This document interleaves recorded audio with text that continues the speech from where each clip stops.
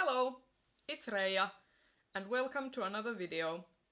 Today I want to talk about opinions and critiquing things and how we react to other people's opinions. Because when I first joined BookTube, I noticed that a lot of people, when they are talking about a book series, especially if it's a popular book series, tend to preface their videos with something along the lines of this. First of all, I want to preface this by saying that these are my opinions, your opinions are also completely valid, but these are just my opinions and I maybe didn't like the book as much as you did, but it's completely valid to feel differently than I do because these are opinions and everyone has one. And I'm sorry for having an opinion. So that's basically what I've seen happening a lot over the year.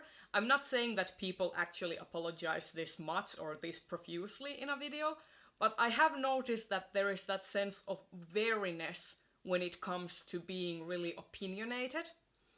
And I just wanted to talk about it a little bit because I myself am a very opinionated person and I've decided that I'm not going to apologize for it. If you don't agree with me, that's fine. That's completely fine. Your opinion is valid because opinions are formed because of our experiences. For example, I am a white, middle class, Finnish person. My experiences will be totally different from someone living in, say, South Korea or someone living in South Africa, you know. Our experiences will have been completely different. The cultures we live in color our perceptions, our upbringing, our religious affiliations, our sexual orientations, everything colors the opinion you will have. Okay? So, unless you are a complete and utter bigot, I don't think that having a differing opinion is a bad thing. I think discussing opinions and having polite debates about things is what helps us grow as people and helps us learn about other people's point of views. For example, I may have a completely different opinion on a book or a piece of media, and when I hear another person's take on it, I will be like, hey, I didn't think about it that way. That's actually pretty neat, you know? And today I kind of wanted to talk about a few books that I personally really like, or in some case I personally really hated, but I've seen people on BookTube and on other platforms have very different opinions on them, and during Worldcon, when I went to different panels, people brought up very interesting takes on them, and I wanted to touch on a few. So, first book I want to touch on is Palimpsest by Catherine M. Valente. This is a book I read earlier this year and I really liked it. And my critique of this book was that I felt that the point of views kind of blended together because they were pretty samey. And it felt that there wasn't a lot of distinction between the characters, so it kind of felt that they were too much alike and I couldn't distinguish between them. But when I was talking about this book with other people who had read this, they actually said that they didn't mind the sameness of the characters because the whole point of the book is that the characters are linked and they are kind of each other's soulmates in a way. So it would make sense that they are similar in nature or that they have similar feelings and ways of describing things and such. And I still have my opinion that I was kind of bothered by it, but it kind of made me think about this in a new light and made me appreciate it more, which I really enjoyed. Next book I want to mention is Temporary People by Deepak Unikrishnan. Now, if you've seen my Booktubeathon wrap-up, you know that I absolutely hated this book. I detested it. This was so offensive to me. But I saw Rincey Reads talk about this, and she said that she enjoyed it because of the representation in the book, because she has a similar kind of upbringing, and she's of a similar ethnicity as these characters in the book. And it made me realize, and it made me kind of see my own biases, because I'm not probably the target audience for this book, first of all, and I also don't have the cultural understanding that it may take to fully enjoy the book. I still think that this book is quite offensive, for example, to sexual minorities, but I still appreciate that someone else may have different takeaways from this book than I did. Next up, I want to talk about A Game of Thrones, the whole series basically by George R. R. Martin. Now, I have talked a lot about this series, and if you followed me for any length of time, you know that it is one of my favorite fantasy series, and I really enjoy it. I love the different kinds of female characters that this series has. I actually think that, with caveats, this series has a lot of very progressive takeaways in how it deals with its female characters, and how it kind of critiques this sort of very patriarchal, very toxic culture that this book is set in. That said, I've also heard a lot of criticism about this series, especially in terms of Orientalism, and the fact that Martin kind of uses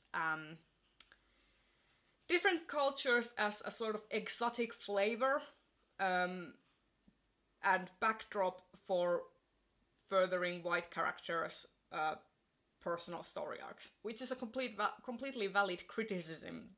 That definitely is there. I actually have been of the mind that I would have preferred if Martin would have included an associate point of view character. For example, if Missandei or Grey Worm had their own point of view chapters, that probably could have helped a lot with that feeling. But because he hasn't done that, all the non-white characters, excluding the Dornish point of view characters, all the non-white characters tend to be kind of background window dressing for the white characters, which is in and of itself kind of icky. But for me personally, that hasn't lessened my enjoyment of the series, but I do think that it's necessary to point those things out, and it has made me look at this series in a different light, and made me analyze how it could be improved upon, and maybe how Martin could improve it even now, because he hasn't released the last books. So that's just my 2 cents on that. And last up, I want to talk a little bit about Harry Potter, because this book series really divides people in many ways. And one of the things that I found most dividing has been the redemption arc of Severus Snape. I've seen many people say that they really enjoyed the arc, and Severus Snape is one of their favorite characters, and that is not my opinion at all. I think that Severus Snape as a character shouldn't have been given a redemption arc. And I'll tell you why. Severus Snape as a character is in a position of power as a teacher. He's also a house leader, or he has a house to which he is the responsible teacher for, Slytherin. And he uses that position of authority to pit his charges against the other students. He favors the Slytherin students, and McGonagall does this as well, and all the other teachers who have houses in their charge, and that is very problematic in and of itself. If you are in a position of power, you shouldn't pit your students against one another. That's just basic human decency. Do not let impressionable young children be assholes to each other, okay? But I was talking about Snape. Snape abuses almost every one of his students that isn't a Slytherin. Neville Longbottom is so afraid of him that during the third book, when they are learning to defend against a boggart, he actually has Severus Snape as the thing he fears most. That should not happen for a child, that the thing you fear most is one of your teachers. And still Severus Snape gets a redemption arc. You know who, in my opinion, should have gotten a redemption arc? Draco Malfoy. It was going there, and then it didn't. But yeah, I thought that if Severus Snape really loved Lily, then he wouldn't have let his bitterness towards James color the way he looked at Harry. Because to me that signals that he didn't love Lily enough. So I'm not buying that righteous unrequited love from him, because clearly his feelings towards her weren't enough to keep him from abusing her son. I have watched a lot of analysis by people where they explain why they like the redemption arc, and I find it fascinating, and I really enjoy watching those, because I do think that we should expose ourselves to different viewpoints, because that way we can see what makes other people tick, we can see what other people have gotten out of that piece of fiction, and how they have reacted differently from you. I think it's fascinating, I think it's interesting. And that's what I kind of want to touch upon. I think that differing opinions are not dangerous. I think it is completely valid to enjoy books in your own way. I think it's completely reasonable that your own cultural background, your own upbringing, your own life experiences will color the way you view things, and also how many books you read and what kind of books you read. There is a complete difference between people who read mostly fantasy and read mostly literary fiction, for example, because the genres have different kinds of tropes. So a person who is very well versed in science fiction and fantasy tropes may not expect some things that would be completely predictable for someone, for example, reading literary fiction, if you know what I mean. And I just think that it's fantastic that we can have these conversations and we can talk about our differing opinions. And I just think that it's important to listen to one another and listen to other voices that have differing opinions than you.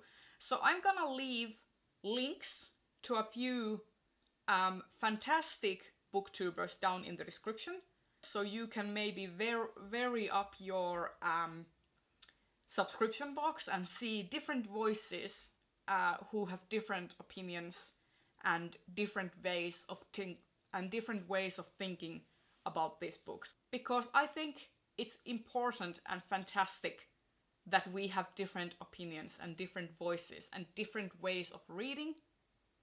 And I think it is important to also be critical of what we read and not just be in an echo chamber and in a vacuum where you're just constantly being, this is my favorite book, there's nothing wrong with it, and that's that. I think it is important to expose yourself to other ways of thinking, and that way you can find even more enjoyment out of the media you consume.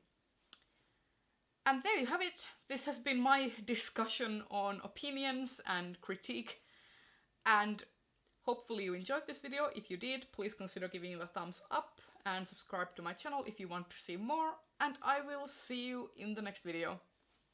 Bye bye!